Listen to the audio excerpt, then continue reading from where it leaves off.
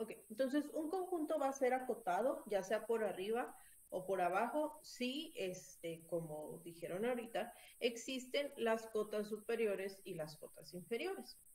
Entonces, ¿qué son las cotas? Bueno, primero que nada tenemos que definir o tenemos que identificar lo que pertenece a nuestro conjunto. Por ejemplo, en este caso tenemos elementos 2, 4, 6, que son elementos que están dentro del conjunto.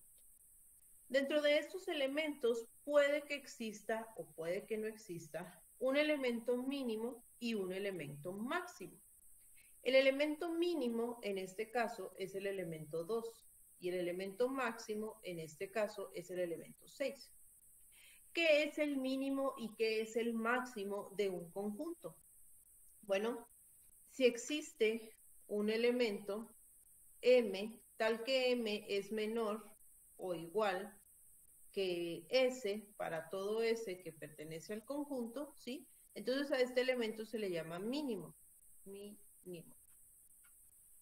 Si al contrario M es mayor o igual que cualquier elemento S para todo S que pertenece al conjunto, entonces a este elemento se le llama máximo. En otras palabras, bueno, esto siempre y cuando M pertenezca al conjunto, ¿verdad? En ambos casos. Entonces, en otras palabras, si nosotros tenemos un elemento dentro del conjunto que es más grande que todos los elementos que pertenecen al conjunto, es un máximo. Y si es un elemento dentro del conjunto que es más pequeño que el resto de los elementos de todo el conjunto, entonces se le llama mínimo. Ahorita dijeron algo así como que el conjunto tenía un principio y un fin. No necesariamente sucede esto porque pues no es algo temporal, o sea, no es como que tenga un inicio. Más bien tiene un elemento que es menor a todos los demás. Entonces, de alguna manera, pues el elemento se puede posicionar como el primero o el último de los elementos, pero no de acuerdo a su inicio o su fin, sino a su posición relativa al resto de los elementos en el conjunto. ¿Sí? Entonces, ¿está claro esto, lo del mínimo y el máximo? ¿Sí? Entonces, para que exista un mínimo y un máximo, primero que nada, debemos de tener o sea, pues más bien, para que el mínimo y el máximo los podamos definir, deben de ser elementos que estén dentro del conjunto, ¿sí? Luego, viene la definición de lo que son las cotas. O sea, en este caso, por ejemplo, las cotas superiores van a ser todos los números, cota superior, todos los números a partir del 6, ¿sí? Y las cotas inferiores van a ser todos los números a partir del 2. Ahora, ojo aquí. Cuando hablamos de cotas, nos referimos a todos los elementos que son mayores que el máximo del conjunto, si es que existe. Y las cotas inferiores van a ser todos los elementos que son menores que el máximo, que el mínimo, perdón, del conjunto, si es que existe, ¿sí? Entonces, por ejemplo, en este caso, pues nuestra cota superior, ¿sí? Nuestra cota superior sería el conjunto de elementos, que a partir del 6, ¿sí? Entonces lo tendríamos como un... Ay, se me está... Espérenme porque se me está apagando la lámpara.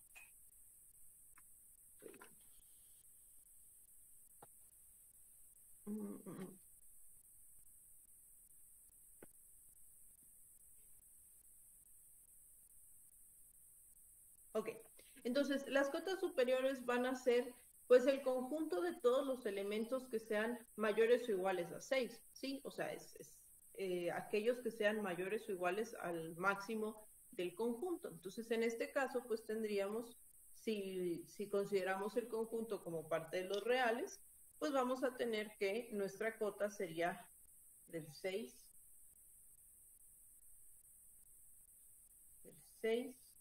a infinito, ¿no?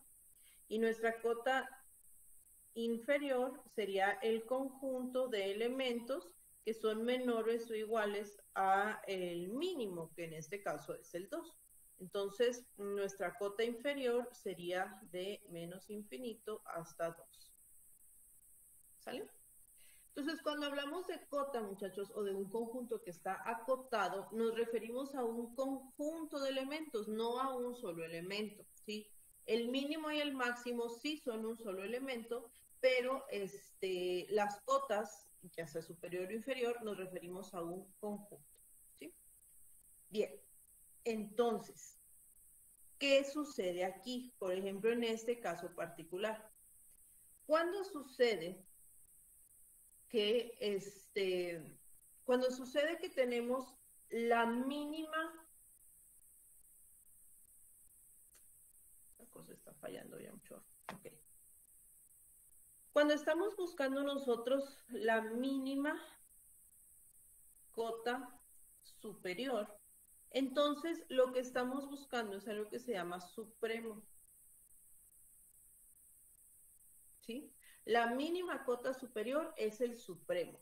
¿A qué nos referimos? En el conjunto de las cotas superiores hay un elemento mínimo. A este elemento mínimo se le conoce como supremo, que viene siendo como el tope del conjunto hacia arriba. La máxima cota inferior se le conoce como ínfimo, ¿sí? Entonces, en el conjunto de las cotas inferiores existe un máximo y este máximo es conocido como ínfimo, que es como que el tope del conjunto hacia abajo. Ojo, el supremo y el ínfimo no necesariamente van a ser iguales al mínimo y al máximo. En este ejemplo que estamos viendo sí sucede eso, ¿sí? O sea, el supremo y el ínfimo son iguales al mínimo y al máximo, pero no necesariamente tiene que suceder así. ¿Por qué? Porque el ínfimo y el supremo no necesariamente tienen que pertenecer al conjunto, pero el mínimo y el máximo sí tienen que pertenecer al conjunto. ¿Se entiende? ¿Hay alguna pregunta? Maestra, Entonces, ¿cree que tenga algún ejemplo de cuando el supremo y el ínfimo no sean iguales al mínimo y al... y al máximo, Ajá, y al máximo? ¿sí? Eso sucedería con conjuntos abiertos, ¿sí? Entonces, por ejemplo, vamos a decir algo. Vamos a tener el conjunto, ¿qué les gusta? 0, infinito, abierto, ¿sí? Entonces, si nosotros vemos este conjunto en la recta, pues tenemos 0, 1, 2, menos 1, menos 2, ¿no? Y entonces estamos como así, ¿ok? Ahora, este conjunto evidentemente no tiene un máximo, ¿sí? Y tampoco tiene una cota superior, porque no hay ningún conjunto de elementos donde tope el conjunto, ¿sí? O sea, no hay un conjunto de elementos que sea mayores al elemento más grande o al máximo de este conjunto. Entonces, en este caso, pues no tenemos ni cota superior ni un máximo. Ahora la pregunta es, ¿este conjunto tiene un mínimo? Es decir, ¿hay algún elemento que sea menor a todos los demás elementos eh, que pertenecen al conjunto?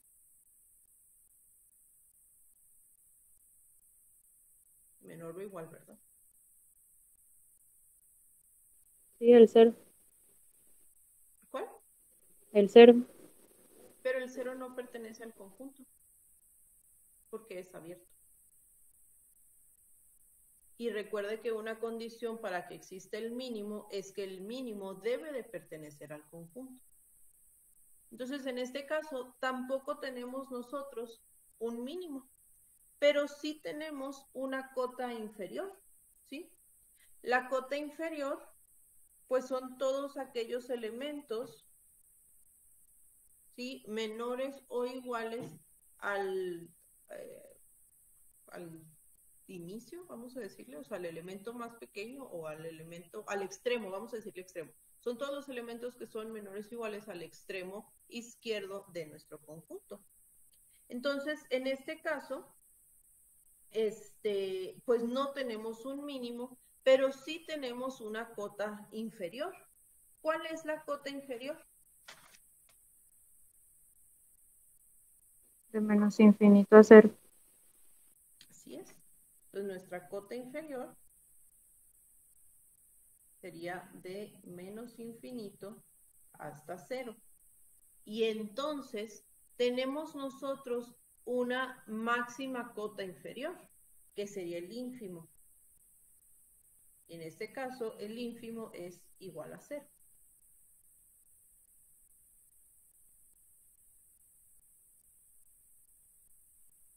¿Sí? Entonces, no hay un mínimo, pero sí hay un ínfimo. ¿Por qué? Porque el cero no pertenece al conjunto, pero sí pertenece a la cota inferior. ¿Queda claro eso?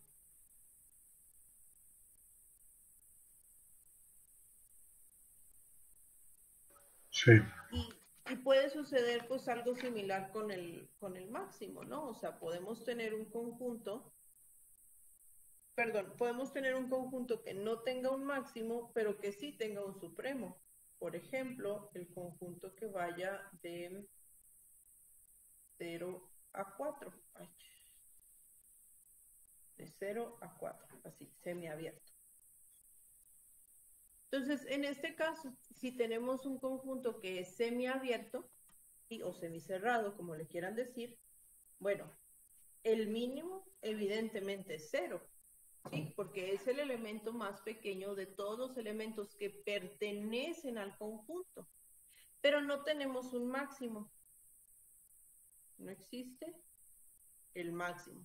Porque como el conjunto es abierto por la derecha, entonces pues no hay un elemento que sea mayor a todos los elementos del conjunto, ¿sí? O sea, al 4 nunca vamos a llegar. Entonces, como estamos hablando de conjuntos reales, pues vamos a tener el 3.9, el 3.99, el 3.999, el 3.999 y así sucesivamente hasta el infinito. Pero nunca vamos a llegar a un solo elemento que sea mayor al resto, ¿sí? ¿Cuál es el ínfimo?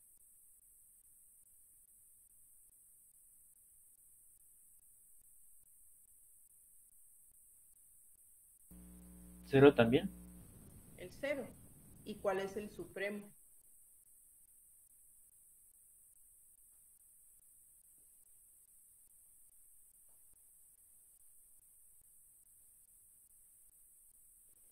El 4. El 4. Así es. Muchachos, si el conjunto está acotado, existen ínfimo y supremo, ¿sí? No puede haber una cota sin que exista el ínfimo y el supremo. Entonces, si el conjunto está acotado, ya sea por arriba o por abajo, pues entonces existe un ínfimo y existe un supremo. Si no está acotado, pues evidentemente no va a existir o un ínfimo o un supremo o ambos, ¿sí? O sea, puede que no esté acotado en ningún lado, ¿sí? Entonces, cuando el conjunto está acotado, por ya sea arriba o abajo, entonces va a existir el supremo o el ínfimo, ¿sale? No así va a suceder con el mínimo y con el máximo. Y recuerden que cuando hablamos de cotas, hablamos de un conjunto. Cuando hablamos de ínfimo y de supremo, hablamos de un elemento, al igual que con mínimo y máximo. ¿Sí? ¿Se entiende la diferencia?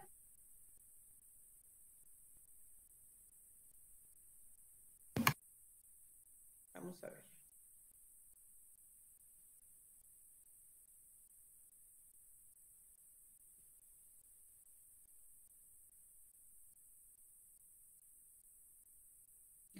Tenemos entonces el siguiente conjunto, ¿sí? Que va a ser un subconjunto de los racionales. Entonces, el conjunto es todos los racionales que estén entre 0 y raíz de 2.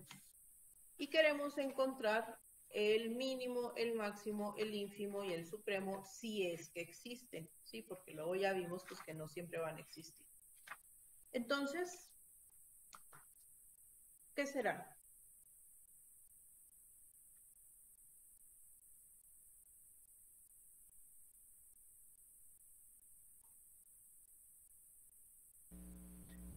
El mínimo es 0. El mínimo es 0, ¿ok? El Y mínimo. el máximo es raíz de 2. Ah, ahí le va. Raíz de 2 podría parecer el máximo porque es el número que es mayor a todos los demás que están en el conjunto. Pero resulta que raíz de 2 no es racional. Entonces, el tope del conjunto, o sea, que por definición debería de ser el máximo, no pertenece al conjunto. Entonces, ¿qué significa? Que no tiene máximo. Que no tiene máximo, ¿sí? Bien. ¿Y ínfimo y supremo? El ínfimo es el 0 y el supremo es el raíz de 2. Ínfimo, ay, esta cosa no borra. Ínfimo sería el 0 y el supremo, raíz de 2. ¿Sí? Entonces, hay que tener en cuenta cómo estamos definiendo nuestro conjunto para poder determinar si es acotado o si tiene mínimos y máximos. ¿Sí? Por definición, o sea, si aquí estuviéramos hablando de un subconjunto de los reales, o sea, si Q fuera real, en efecto, raíz de 2 sería el máximo. Pero como raíz de 2, que es el tope o el límite, vamos a decirle, de nuestro conjunto, no pertenece a los racionales, entonces no tiene un máximo. ¿Sale? Maestra, entonces, la cota superior sería raíz de 2 a infinito o tampoco tiene cota superior. No, sí, sí tiene cota superior porque tiene válgame, un supremo, ¿sí? Todos los números, o sea, la cota superior, entonces tendría que estar definida bajo los racionales, ¿no? Entonces, cualquier número positivo, vamos a decirle, tal que x cuadrada sea mayor a 2, pues es una cota. ¿Sí? O si lo quiere poner x es mayor a raíz de 2, ¿verdad? Cualquiera de esos. ¿Sí? Entonces, cualquier número racional que, que cumpla con esto, que sea mayor a raíz de 2, pues es una cota. Está Lo bien. que no tiene es máximo porque el raíz de 2, o sea, la mínima cota inferior no pertenece al conjunto.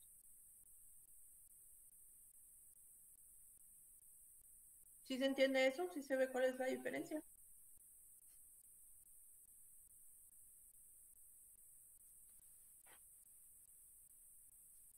Sí. Perfecto. Muy bien. Vamos a ver entonces. Mm, ujú, ujú.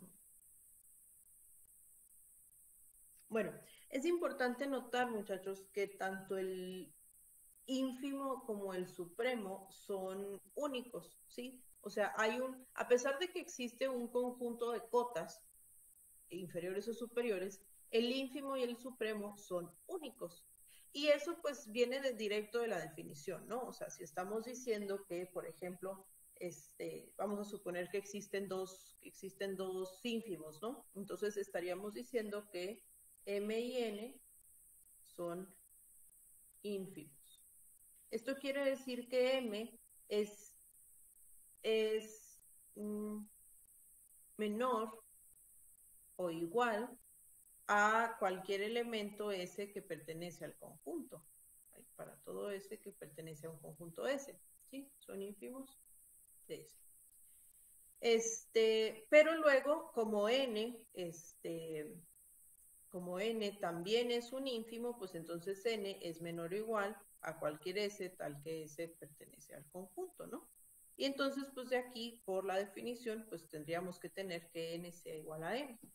Entonces, si tenemos dos ínfimos, por la definición, estos deben de ser iguales. Igual con los supremos. Entonces, es importante notar que hablando de ínfimos, de supremos, y de hecho mínimos y máximos también entran dentro de lo mismo, son elementos únicos. ¿Okay? Entonces, si existen, son únicos. A diferencia, como ya les mencioné ahorita, de las cotas. Existen un conjunto, puede haber un conjunto infinito de cotas, nada más que el ínfimo y el supremo son la mayor o la menor cota. ¿Sí se entiende eso? Porque luego es algo en lo que siempre se me confunden, que confunden las cotas con el ínfimo y el supremo. Bueno, entonces,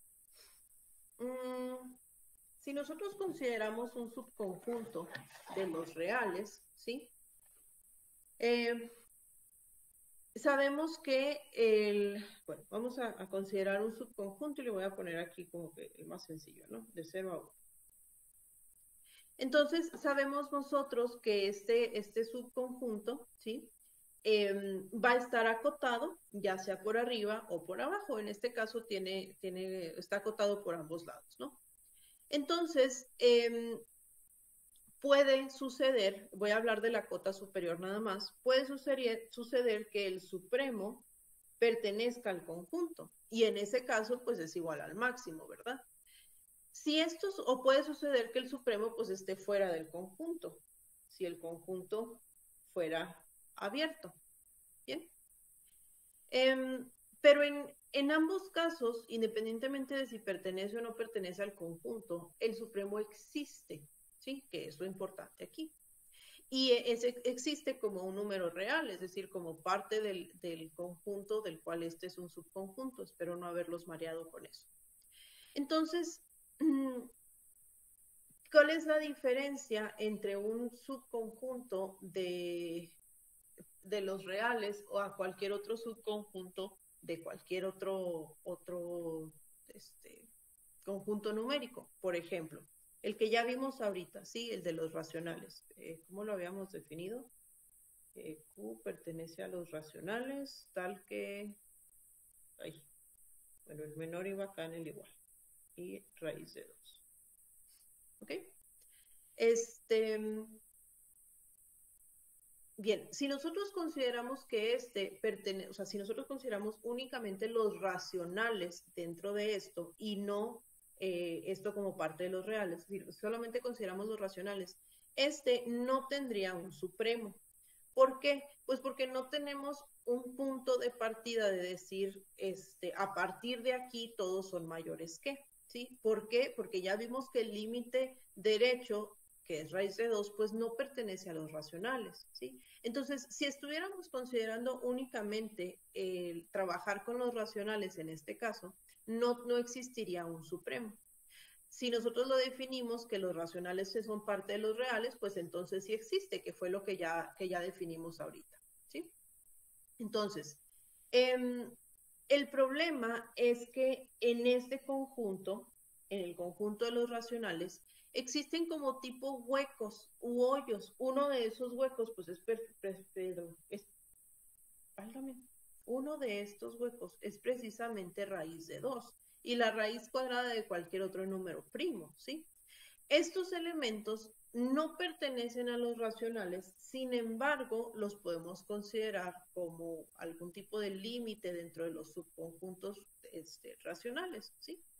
Entonces, ¿a qué quiero llegar con todo esto? En los números reales, como vimos aquí arriba, no existen ese tipo de huecos. Independientemente de si el supremo pertenece o no pertenece al conjunto, el supremo existe, ¿sí? Y no así en el subconjunto o en los subconjuntos de los racionales, por ejemplo, que depende de cómo lo definamos, pues puede que el supremo no exista porque no está definido dentro del conjunto que estamos trabajando, ¿sí? Entonces, a esto, esta diferencia entre, por ejemplo, los racionales y los reales, es precisamente a lo que se refiere el axioma de completez de los números reales, que dice lo siguiente. Todo subconjunto no vacío S de R, de los reales, que está acotado por arriba, tiene un bueno, una mínima cota superior, ¿no? Que es básicamente un supremo, ¿sí? Y este es real, ¿sí? Entonces, era lo que les comentaba ahorita, que se lo dejé así como de forma más casual, ¿no? O sea, si tenemos un conjunto, bueno, si tenemos un subconjunto de los reales que está acotado, entonces existe el supremo, a fuerzas.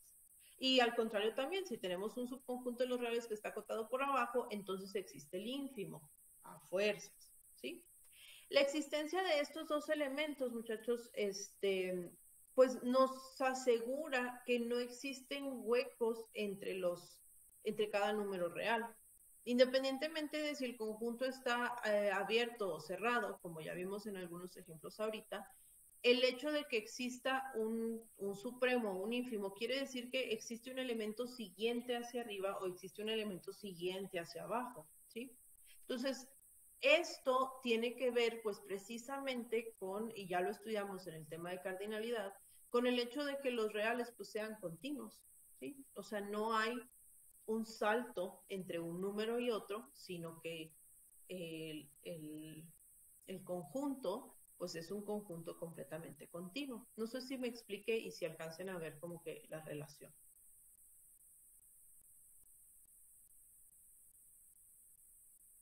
Bien.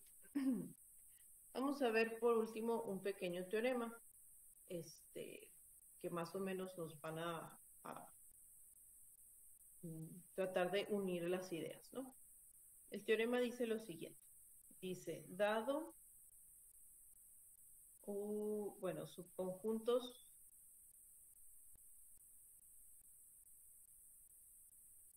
no vacíos, A y B de los reales, ¿sí? Sea C dado por el siguiente conjunto.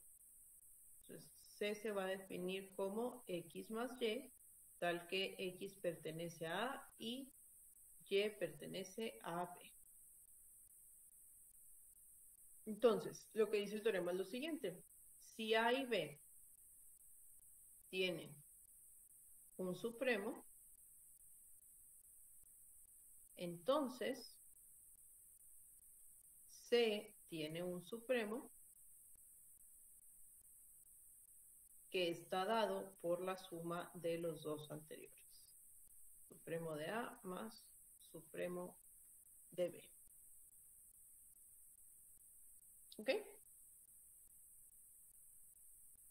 Entonces, si tenemos dos subconjuntos de los reales, ¿sí? Y ambos subconjuntos son, más bien tienen un supremo, entonces, si nosotros definimos un nuevo subconjunto como X más Y, tal que X pertenece a A y Y pertenece a B, el supremo de este nuevo subconjunto, pues está definido como el supremo de los dos subconjuntos A y B, ¿sí? Entonces, la demostración es relativamente sencilla, ¿no? Tenemos nosotros el supremo de A, vamos a llamarle A, y el supremo de B, vamos a llamarle B, ¿sí? Entonces, si Z, que pertenece al conjunto C, se define como X más Y, ¿sí? Para algún X y algún Y, entonces, este Z, que es igual a X más Y, tiene que ser menor o igual a más B, ¿sí? Dado que A es mayor a todos los elementos del conjunto, o sea, dado que A minúscula es mayor a todos los X y B minúscula es mayor a todos los Y, pero una Y, entonces, pues X más Y, independientemente de cuáles sean, tienen que ser menores a más B, ¿sí? Entonces, bajo esta definición, pues A más B es una cota superior de C, ¿sí? Porque es mayor a cualquier elemento Z que pertenece a C. Ahora necesitamos saber si este A más B, pues es en efecto el supremo, ¿no? Si no le entienden a algo, me disculpan, ¿eh? Yo sé que está escribiendo súper feo. Entonces, por el axioma de completez,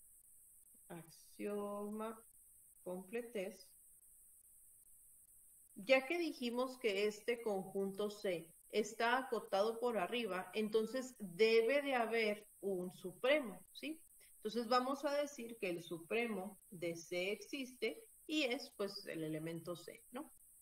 Ahora lo que queremos demostrar pues es precisamente que C es la mínima cota superior, o sea que C es igual a A más B, ¿sí? Ahora, como nosotros sabemos que C, por ser el supremo, es la mínima cota superior, entonces lo podemos escribir como C es menor o igual a A más B, donde A más B pues es alguna cota superior, ¿sí? Recuerden que las cotas superiores son un conjunto, entonces A más B es un elemento de este conjunto. Nosotros queremos probar que este A más B que estamos nosotros proponiendo es en realidad el más pequeño de estas cotas superiores. Como no lo sabemos todavía, entonces únicamente podemos plantear la definición. Sabemos que el supremo existe y tiene que ser menor o igual a cualquier cota superior. En este caso vamos a elegir A más B, ¿sí? Entonces, para ver que se cumple la igualdad, que es lo que estamos buscando, ¿sí?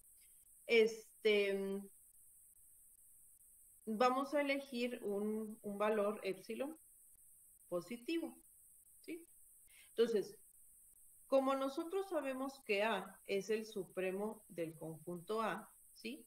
Entonces, A menos epsilon no es una cota superior del conjunto A, ¿sí? Entonces, A es así como que traten de verlo sobre la recta, ¿no? O sea, tenemos aquí A y a partir de aquí empiezan las cotas, ¿no? Las cotas superiores. Entonces, A menos epsilon pues sería un valor acá. Evidentemente ya está fuera del conjunto de las cotas, ¿sí? Porque pues es más pequeño y nosotros habíamos dicho que el más pequeño de las cotas será A. ¿Sí se entiende eso? Sí, maestro. Perfecto. Entonces, debe de existir una X que pertenezca al conjunto, ¿sí? De tal manera... Ay, Dios mío santo, o sea, el día que no puedo borrar parece que es el día que peor escribo. Entonces, debe existir una X que pertenezca al conjunto de tal manera que A menos epsilon sea menor a X. ¿Ok? Entonces, ¿por qué debe de suceder esto? Pues porque nosotros dijimos que A menos epsilon ya no era parte de las cotas. Entonces, si no es parte de las cotas, pues va a ser parte del conjunto, ¿sí? Bien, y vamos a hacer lo mismo con la cota para B, ¿no? Entonces ya sabemos que, ya no lo voy a volver a escribir porque ya están dándose cuenta que es un rollo aquí. Entonces nada más vamos a concluir pues de que B menos epsilon debe de ser menor a algún elemento Y del conjunto B, ¿sí? Entonces, si combinamos estas dos desigualdades, vamos a tener lo siguiente. Tendríamos que A más B menos 2 epsilon, ¿sí? Sumando estas dos, es menor a X más Y. Pero X más Y, recuerden que habíamos dicho que tenía que ser menor o igual a C, ¿sí? Entonces,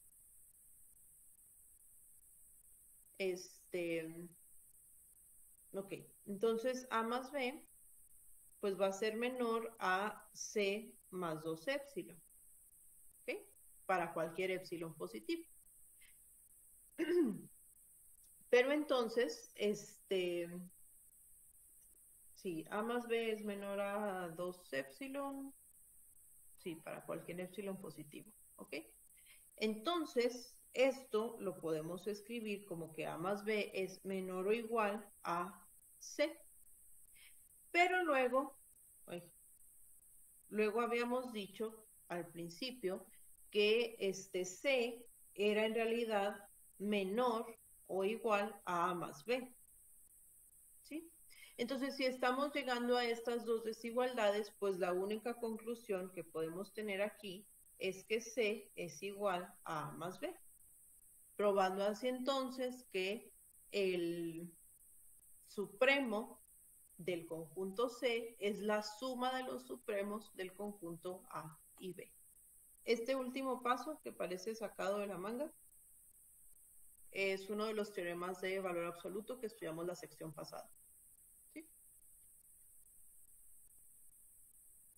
¿Okay? Entonces, pues hablando de sumas de conjuntos o de conjuntos de diferentes conjuntos, pues, de los reales, independientemente de cómo lo definamos, pues vamos a poder obtener el supremo, ¿no? Si es que los conjuntos están acotados, ¿verdad?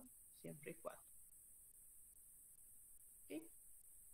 Entonces, no sé si tengan alguna pregunta de esto. Es importante notar, muchachos, que esta propiedad de los números reales se puede traducir a cualquier campo. Entonces, por ejemplo, si tenemos las funciones racionales, que son un campo, también van a tener, o sea, también se pueden acotar y también van a tener ínfimos y supremos, ¿sí? De acuerdo a cómo estén acotadas. Entonces, nada más saber que se puede traducir a otros conjuntos que también tengan las propiedades de campo. ¿Vale? Entonces, no sé si te quedó alguna duda o algún comentario.